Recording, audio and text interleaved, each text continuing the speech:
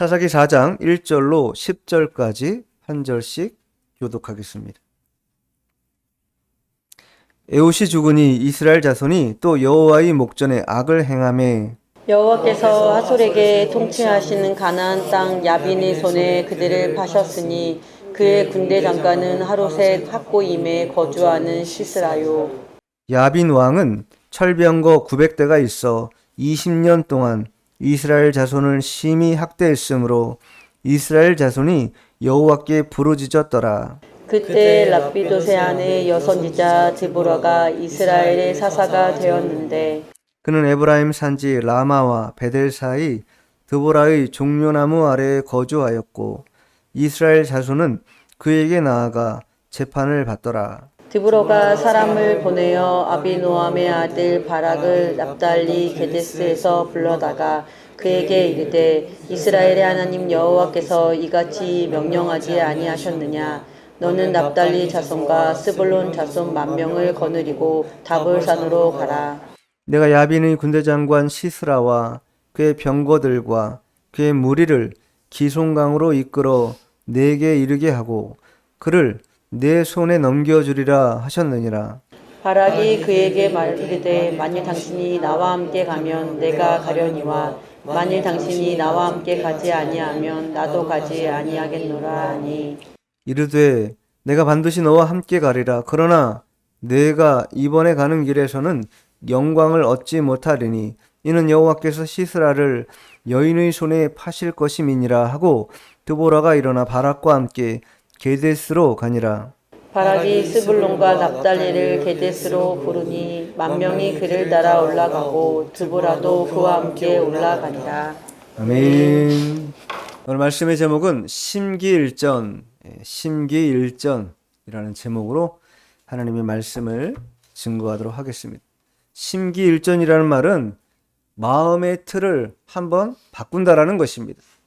심기일전한다라는 것은 무언가 원활하게 지금 진행되지 않고 있다. 그 원활하게 진행되지 않고 있는 상황을 타개하기 위해서 뭔가 동기부여를 통하여 마음을 새롭게 하는 것. 그것을 우리가 심기일전이라 이렇게 말합니다.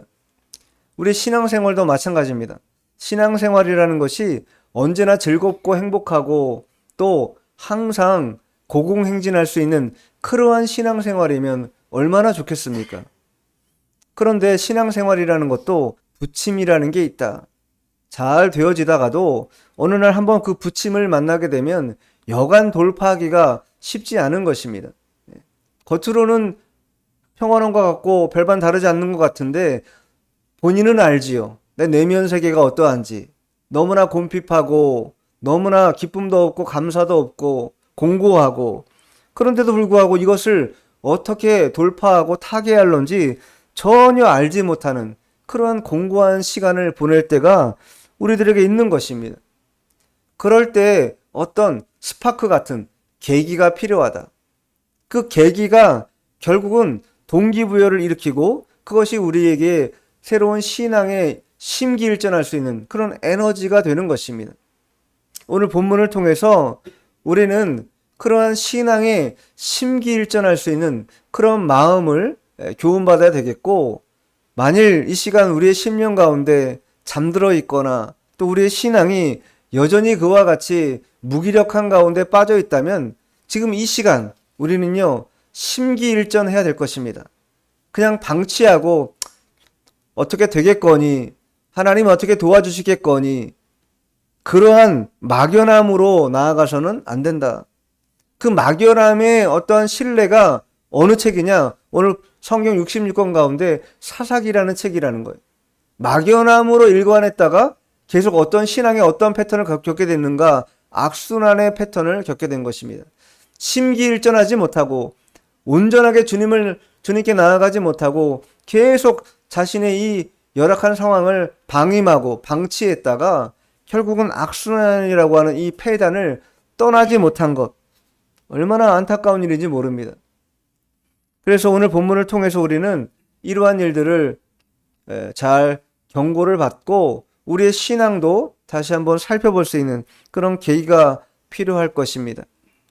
오늘 본문에 나오는 여선지자 드보라가 있기 전에 에훗과 삼갈이라고 하는 사사가 있었습니다. 그 에훗과 삼갈이라는 사사가 활약했던 80년 동안은 이스라엘 땅에 평화가 있었습니다. 그런데 에훗이 죽고 난 이후에 다시 한번 이스라엘 백성들은 그 신앙에 불순종하고 또 불신앙적인 행동을 함으로 말미암아 하나님의 진노를 촉발하게 됩니다. 자, 본문 살펴서 읽죠. 1절. 이스라엘 자손이 또 여호와의 목전에 악을 행하매 이스라엘 자손이 또라고 써 있어요. 또라는 말은 이전에 지은 죄에 대한 회개가 온전치 않았다라는 거예요. 그러니까 뭐한 거예요? 또 동일한 죄를 또 짓는 거라는 거예요. 분명히 하나님께서 그 범죄함을 그치라 말씀하셨는데도 불구하고 그 죄를 계속 반복해서 짓는 것, 그것은요 온전한 회개라고 말할 수 없습니다. 참된 회개라는 것은 죄의 행위를 그치는 것입니다. 끝내는 것, 그것이 참된 회개라 이렇게 말할 수 있습니다. 그래서 시편 기자는요 이렇게 말로만 하는 회개, 행동이 그쳐지지 않는 그런 회개를 뭐라고 표현하고 있냐면 아첨이다 이렇게 말해요. 아첨. 회개라고 표현하지 않고 아첨하고 있다라는 것이. 자, 시편 한번 찾아보겠습니다. 78편 36절 37절. 그러나 그들이 입으로 그에게 아첨하며 자기 여로 그에게 거짓을 말하였으니 이는 하나님께 향하는 그들의 마음이 정함이 없으며 그의 언약이 성실하지 아니하였음이로다. 그들이 입으로 그에게 아첨한다. 회개하는 게 아니라는 거예요. 하나님을 진정으로 찾는 게 아니라는 거예요. 자기 혀로 그에게 거짓을 말한다. 왜 거짓이라고 말해요? 행동이 바뀌지 않으니까. 말로는 네 그렇습니다. 네 그렇게 하겠습니다. 수도 없이 많이 합니다. 그런데 정작 행동은 여전히 그 거짓의 일들, 하나님이 원치 않는 일들을 버리지 않고 계속 행한다는 거예요. 근데 그 이유를 뭐라고 말해요? 그 마음이 정함이 없기 때문이에요. 하나님 앞에 올곧이 마음을 정하고 나가야 되는데 정하지 않고 하나님의 그 언약에 성실함도 없는 그러한 태도, 그 불성실함으로 말미암아 이러한 일들은 계속 되어지는 것이다 말하고 있는 거예요. 사사시대 이스라엘 백성도 그와 같았습니다. 그렇기 때문에 에훗이라고 하는 사사가 죽고 나자 곧바로 이스라엘 백성들은 범죄한 거예요. 그리고 또 누구 앞에서 그랬다고요? 여호와의 목전에. 여러분 십계명의 1계명이 무엇입니까? 너는 나 외에는 다른 신들을 내게 두지 말라. 나 외라는 건요 어떤 의미냐면 내 앞에서 이런 뜻입니다. 나 외에는 이라는 것은 내 앞에서 그렇게 하지 말라라는 거예요. 즉 범죄하지 말라라는 것은 하나님 앞에서 그런 행동의 일들을 하지 말라 이 얘기라는 거예요.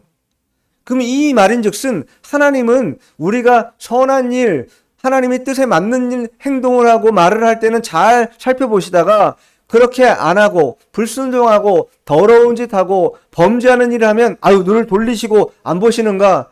그렇지 않다라는 거예요. 범죄하고 더러운 짓을 하는 그때에도 똑똑히 그것을 바라보면서 그것을 멈추기를 간절한 마음으로 원하고 있다라는 거예요. 예수님도요, 이 지상 사역을 통하여 대속을 완성하셨습니다. 그러면 그분의 사역이 그쳤습니까? 로마서 8장 한번 가보죠. 34절. 누가 정죄하리요 죽으실 뿐 아니라 다시 살아나신 이는 그리스도 예수시니 그는 하나님 우편에 계신 자요 우리를 위하여 간구하시는 자시니라. 예수님은요 여전히 하나님 우편에 앉아 계시면서 우리를 위하여 간구하시는 분이라는 거예요. 왜? 우리 연약함을 아시거든요. 우리가 범죄하고 하나님이 원치 않는 죄를 저지를 것을 알고 계시기 때문에 하나님도 또 하나님의 아들이신 예수님도 끊임없이 우리를 위하여 간구하고 계신다는 거예요. 열심을 내신다라는 거예요. 그분을 위해서가 아니라 우리를 위해서 열심을 내신다라는 거예요. 근데 정작 우리는 그러한 열심을 따라 우리도 열심을 내고 있는가? 그렇지 않다라는 것이죠.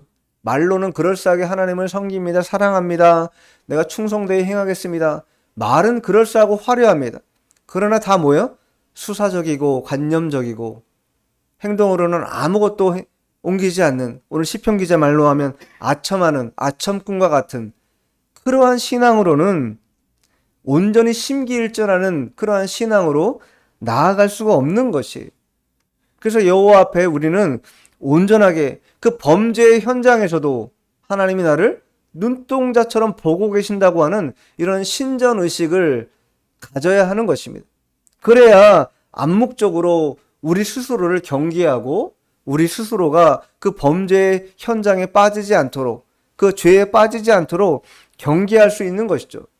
그래서 이 1절 하반절에 뭐라고 하면 여호와 목전에 악을 행했다. 악을 행했다 표현하는.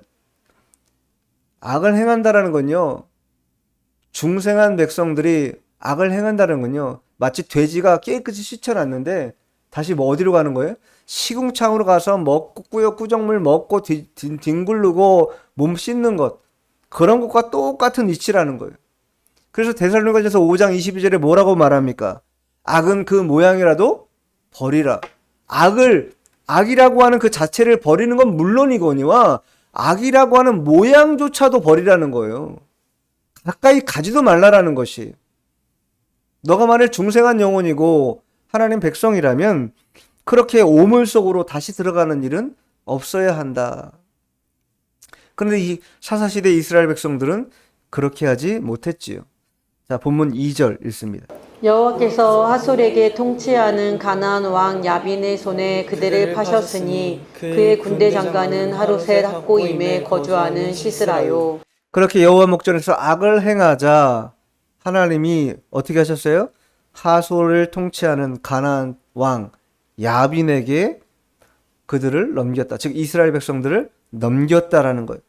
이스라엘 백성들이 야빈의 종이 되도록 하였다라는 것입니다.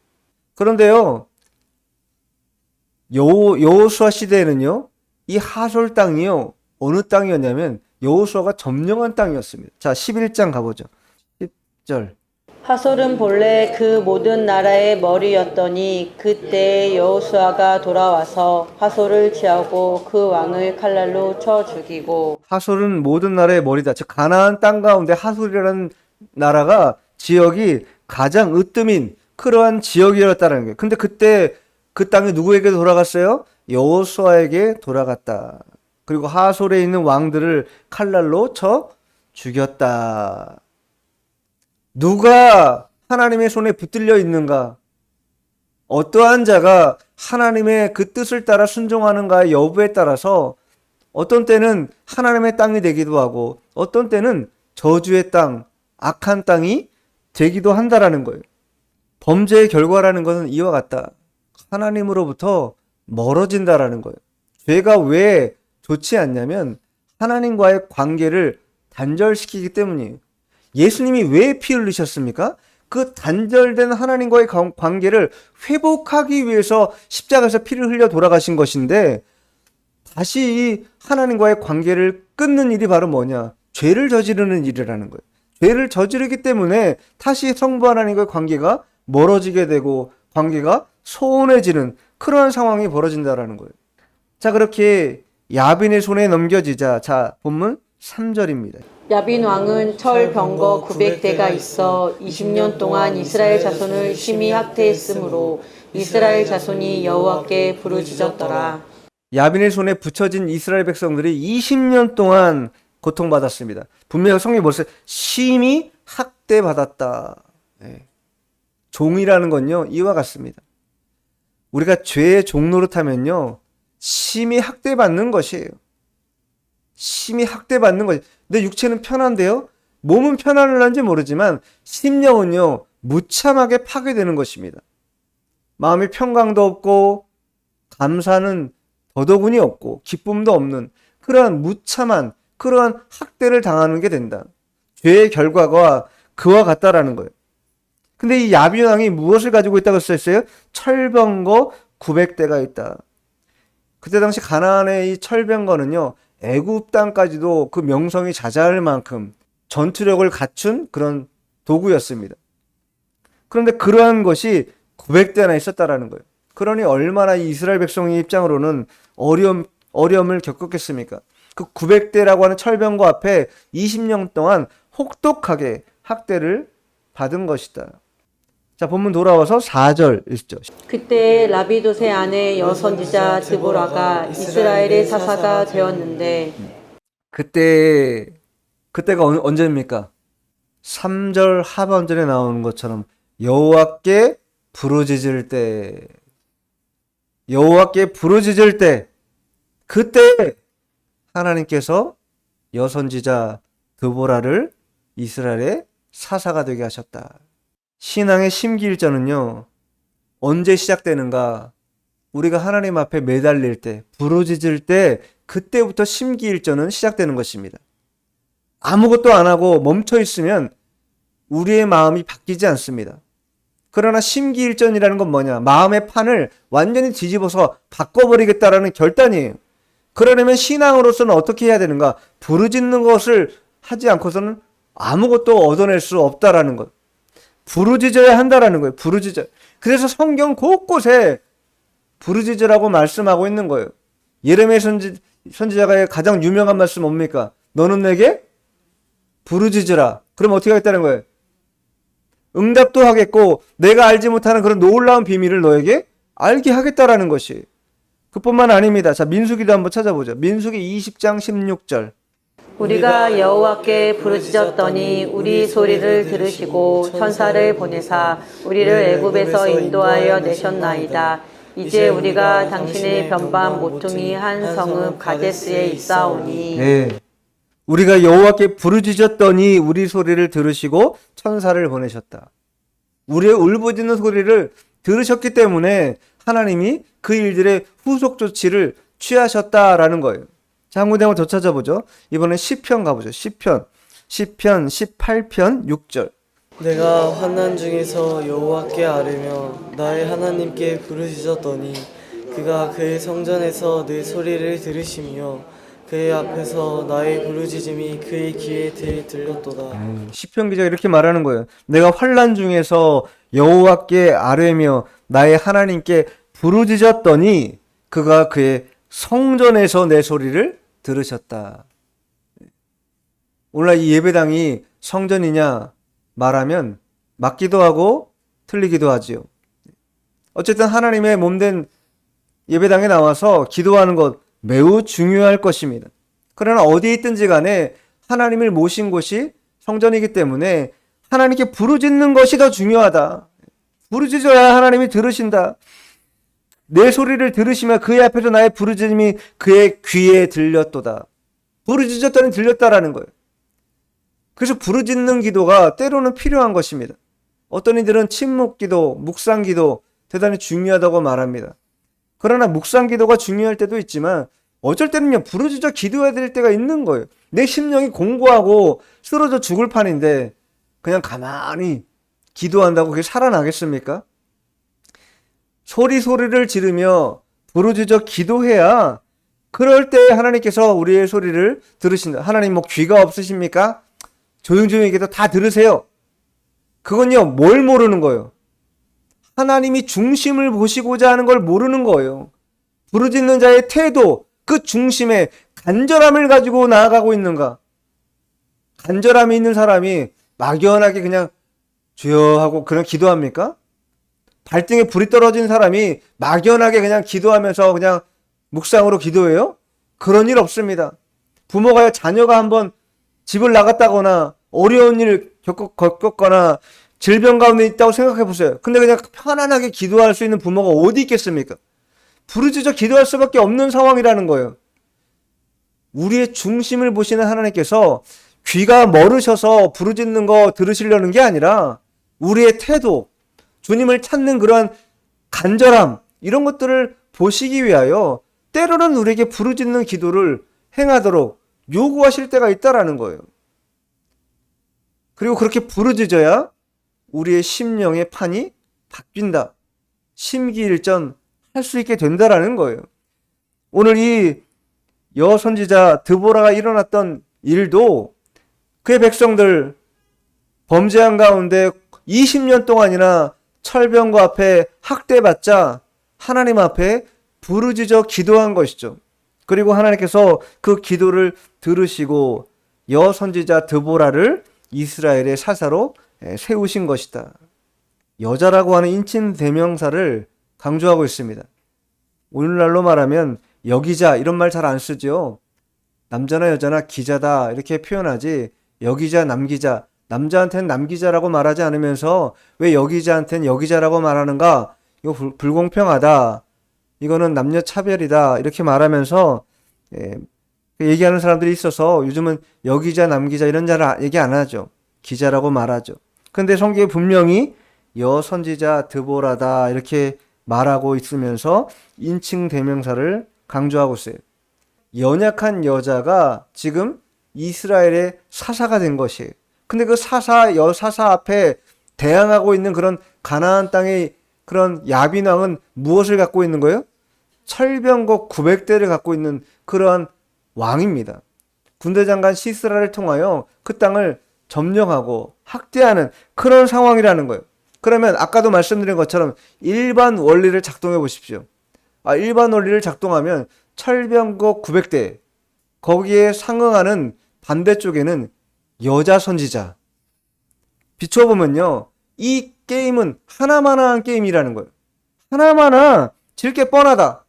여자가 무슨 이런 얘기 하잖아요. 그리고 그러한 사람들이 어떻게 철병거를 900대나 가지고 있는 나라를 이길 수 있는가? 절대 이길 수 없다. 그럼 비대칭이다 말하지요.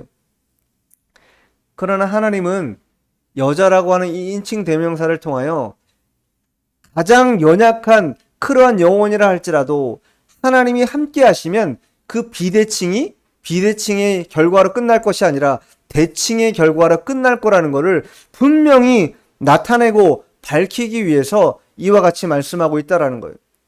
고린도전서에도 분명하게 말씀하고 있어요. 자, 고린도전서 한번 가보겠습니다. 고린도전서 1장 28절 29절. 하나님께서 세상에 선한 것들과 멸시받는 것들과 없는 것들을 택하사 있는 것들을 폐하려 하시나니 이는 아무 육체도 하나님 앞에서 자랑하지 못하게 하려 하심이라. 하나님께서 비대칭을 사용하시는 이유가 뭐냐? 29절에 나온 것처럼 아무 육체도 하나님 앞에서 자랑하지 못하게 하기 위해서. 즉 하나님께만 영광을 돌리도록 하기 위해서 하나님은 항상 어떤 전략에서 비대칭 전략을 사용하신다. 대칭 전략을 절대 사용하지 않는다. 왜? 대칭 전략을 사용하면 반드시 그 대칭되는 사람들이 그 영광을 도모하고 차지할 것이 뻔하기 때문에 하나님은 그렇게 하지 않으신다라는 거예요. 항상 비대칭 가운데 역전시키시고 결과물을 만들어서 하나님께 영광을 올려드리도록 하기 위해서 하나님은 그와 같은 일들을 행하신다라는 거예요. 그래서 여선지 드보라를 세워서 이스라엘의 사서로 삼으셨고 그 반대편에 있는 가나안 왕 야빈의 철병거 900대와 맞서게 하신 것이다. 자, 5절 본문 5절 1절. 그는 에브라임 산지 라마와 베델 사이 드보라의 종려나무 아래 거주하였고 이스라엘 자손은 그에게 나아가 재판을 받더라. 예, 드보라가 어떤 인물인가? 에브라임 산지에 살던 그런 여자라는 거예요. 그리고 종려나무 아래 거주하면서 이스라엘 자손은 그에게 나아가 재판을 받았다. 즉 전쟁 시에는 민족을 구원하는 구원자 역할을 담당했다면 평상시에는 어떠한 일을 했는가? 백성들의 송사를 담당하는 그러한 일을 하나님으로부터 받아서 행한 자였다라는 거예요. 평상시에는 그러한 일을 했던 드보라였는데 이제 전쟁이 임박한 상황이 되자 하나님이 그를 택하셔서 철병거 900대에 맞서는 그러한 자로 세우셨다라는 거예요. 자, 그러면 신앙의 심기일전 첫 번째가 부르짖는 것이었다면 두 번째는 무엇인가 살펴보겠는데, 자, 본문 6절 7절 1절 6절 7절. 드보라가 사람을 보내어 아비노함의 아들 바락을 납달리 게데스에서 불러다가 그에게 이르되 이스라엘의 하나님 여호와께서 이같이 명령하지 아니하셨느냐? 너는 납달리 자손과 스볼린 자손 10,000명을 거느리고 다볼산으로 가라.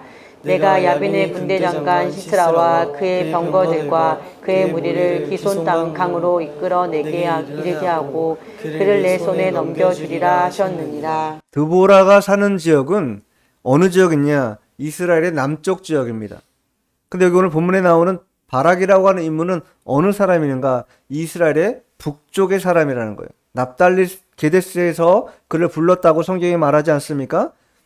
그러니까 사람을 보내서 그 바락을 불러온 거예요. 그리고 뭐라고 말하고 있냐면 이 드보라 선지자가 바락에게 6절 하반절에 말하는 것처럼 이스라엘의 하나님 여호와께서 이같이 즉 이 말은 내 말이 아니라 하나님의 명령인데 너는 납달리 자손과 스불론 자손 10,000명을 거느리고 다볼산으로 오라는 거예요. 전쟁의 땅 그 다볼산으로 가라. 이것이 하나님의 명령이다. 이렇게 말하고 있는 거예요. 그러면서 7절에 뭐라고 말합니까? 그의 병거들과 그의 무리를 즉 가나안의 철병거 900대를 기송강으로 이끌어내는 것이 너의 전략이라는 거예요. 그리고 그렇게 너는 그들을 기송강으로 이끌어내고 너희들은 어디로 올라가라는 거예요? 다볼산으로 가라는 거예요. 병거들은 끄집어내가지고 기송강에 머물게 하고 너희들은 다볼산으로 가라. 그러면 하나님께서 뭐 하겠다는 거예요? 내 손에 다 넘겨주겠다. 이게 하나님의 뜻이었고 명령이었다라는 거예요. 하나님께서 왜 그렇게 하셨는가? 이스라엘 군대는요, 나중에도 나오지만 10,000명입니다. 10,000명 가지고 철병거 900대랑 싸워서 어떻게 승산이 있겠어요? 그래서 다볼산으로 가라고 했어요. 그리고 그 철병거는 유인해서 어디로 이끌으라는 거예요? 기송 강가로 이끌어내라. 그러면 강가에 모인 그 적군에 대해서 하나님이 어떻게 행하시겠는가?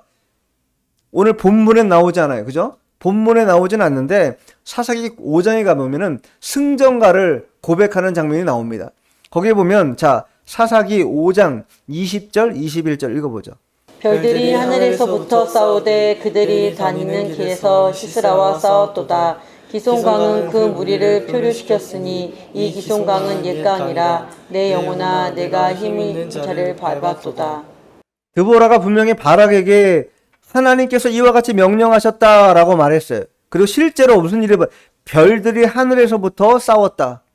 즉 이 싸움은 바락이라고 하는 이 드보라가 세운 군대의 직무를 감당하는 장관이 싸운 것도 아니고 누가 싸운 거예요? 하나님이 누가와 싸운 거예요? 시스라와 싸웠다. 야빈의 군대 장관이었던 시스라, 즉 철병거 900대와 하나님께서 이 전쟁을 싸우셨다라는 거예요. 그러면서 21절에 기송강은 그 무리를 표류시켰으니 표류됐다는 건 뭡니까? 표류됐다는 건요, 물에 휩쓸렸다라는 거예요. 기송강가가 범람될 정도로 많은 폭우가, 지금 장마철인데 많은 폭우가 내려가지고 진흙같은 그런 뻘밭에 철병가가 들어가면 어떻게 움직일 수 있겠습니까? 없겠습니까? 움직일 수도 없는 것이고 그 강물에 그 모든 철병거들이 표류되면서 전쟁은 해보나 마나 누가 이긴 것입니까? 이스라엘 백성들이 이기도록 하나님이 조치를 취하신 것이다. 자연의 법칙, 자연의 일들이라는 건요, 인간이 아무리 방어하고 막아내려고 애를 쓴다고 해서 막아들 수 있는 것인가? 막아들 수 없습니다. 하나님의 이 자연의 일들이라는 건 하나님의 어미하심의 또 다른 표현인데 지진이라든가 태풍이라든가 이런 여러 가지 자연의 일들이라는 것은 하나님의 고유한 권능을 나타내시는 또 다른 표현 방식이라는 거예요. 철병거 900대라고 하는 이 비대칭 가운데서 하나님이 어떻게 이것을 대칭을 뛰어넘어 전쟁을 이기도록 하셨는가? 하나님의 권능에 붙잡힌 자라면 반드시 이것은 이기고도 남는다라는 것을 분명히 보여주고 있다라는 거예요. 드보라는요, 여자 선지자였습니다. 그러나 여자라고 하는 그런 핸디캡이 아니라 그는 선지자라고 하는 확고한 하나님의 말씀을 가진 자라고 하는 이 어미함을 가지고 바락을 불렀고 그에게 반드시 전쟁에서 승리할 수 있다라는 확고한 믿음을 그 바락에게 던져준 것이, 우리가 심기일전하기 위한 두 번째 조치가 바로 뭐냐? 하나님을 경외하는 마음이 있어야 된다라는 거예요. 두렵고 떨리는 신앙이 있어야 된다라는 거예요. 두렵고 떨리는 신앙이 없이 덤덤하다. 하나님 살아계시고 어미하심을 모르고 그냥 살아간다. 그러면 결코 심기일전할 수 없습니다. 항상 부르짖는 그러한 간절함이 있어야 되겠고, 두렵고 떨림으로 신앙생활하는 그러한 마음이 있을 때 우리의 신앙은 심기일전이 가능하게 된다. 자, 본문 돌아와서 8절 9절 읽죠. 8절 9절. 바락이 그에게 이르되 만일 당신이 나와 함께 가면 내가 가려니와 만일 당신이 나와 함께 가지 아니하면 나도 가지 아니하겠노라 하니 이르되 내가 반드시 너와 함께 가리라. 그러나 내가 이번에 가는 길에서는 영광을 얻지 못하리니 이는 여호와께서 시스라를 여인의 손에 파실 것임이니라 하고 드보라가 일어나 바락과 함께 게데스로 가니라. 이 말은 바락이 연약한 마음을 보이는 건가? 이렇게 우리가 살펴볼 수도 있습니다. 그러나 바락이 불순종하려고 한다거나 아니면 그러한 연약성 때문에 두려워서 여선지자가 꼭 같이 가줘야 됩니다. 이렇게 말하는 것처럼 보일 수도 있지만 그렇지 않다라는 거예요. 바락이 의지하는 그러한 자는, 그러한 분은 누구인가? 여선지자가 아니라는 거예요. 그 여선지자를 통하여 하나님의 일들을 나타내실, 권능을 나타내실 하나님을 의지하기 때문에 여선지자가 같이 가주기를 원하는 그런 믿음의 고백이라는 것이, 여자가 아니라 선지자라는 그러한 마음, 하나님의 뜻을 대변하는 대리자라고 하는 그러한 뜻을 받들고 있었기 때문에 여선지자 드보라가 함께 가야만 나도 가겠다, 이렇게 말씀하고 있다라는 거예요. 이 말인즉슨 하나님이 함께하지 않으시면 나는 안 가겠다, 이 말과 똑같은 것이에요. 왜? 나 혼자 가봐야 승산이 없는 거 뻔하기 때문에 하나님이 함께 가주시면 이 철병거 900대 능히 이길 수 있다 확신을 갖고 있지만, 나 혼자 가서는 10,000명 가지고 어떻게 이걸 해결할 수 있습니까? 10,000명 불가능합니다. 그러나 하나님 함께 가신다면 나는 능히 이 일들을 감내하고 이길 수 있다, 이렇게 고백하는 것이죠. 자, 마지막 10절 읽겠습니다. 바락이 스불론과 납달리를 게데스로 부르니 10,000명이 그를 따라 올라가고 드보라도 그와 함께 올라가니라. 스불론 지파, 납달리 지파를 합해서 10,000명을 지금 뭐 한 거예요? 모집한 거예요. 우리나라는 징병제지만 그때 당시 이스라엘 백성들은요, 징병제 아닙니다. 모병제, 모아야 돼, 군사를 모아야 된다고요. 근데 10,000명을 모으는 것도 쉬운 일이 아니었을 것입니다. 그럼 어쨌든 간에 스불론과 납달리 지파가 10,000명을 모았어요. 그러나 철병거 900대하고 10,000명이라는 것은 턱도 없는 일이죠.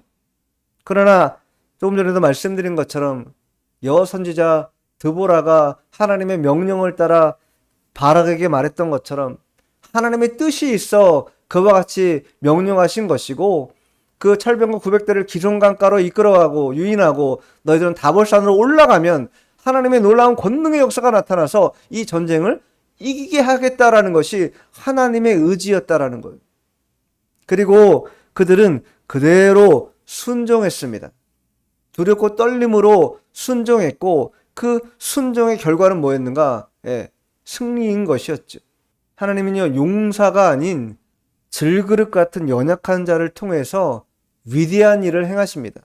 왜요? 아까도 말씀드린 것처럼 대칭적으로 행하면 그 대칭 가운데 있는 한쪽이 자기 자랑하고 자기를 뽐내고 하나님의 영광을 가로챌 것이 뻔하기 때문에 항상 질그릇같이 연약하고 온전치 못한 그런 비대칭적인 그러한 구조 속에서 하나님의 권능을 나타내므로 하나님이 영광 받으시고 하나님의 권능의 일들이 분명하게 있다라는 것을 보여주기 위해서 그와 같이 하고 있는 것이다. 우리 신앙생활도 심기일전이 필요합니다. 첫째는 부르짖어야 됩니다. 부르짖지도 않고 내 마음의 판이 바뀌게 해달라? 그런 일은 일어나지 않습니다. 철저하게 하나님 앞에 부르짖어야 하고, 두 번째는 하나님을 두렵고 떨리는 마음으로 대해야 된다. 여호와를 경외하는 신앙을 가질 때에 우리의 마음판은 요동치게 되고 심기일전은 가능하게 된다. 부르짖고 또 여호와를 경외함으로 심기일전하는 그런 한 주가 되어야 되겠습니다. 기도하겠습니다.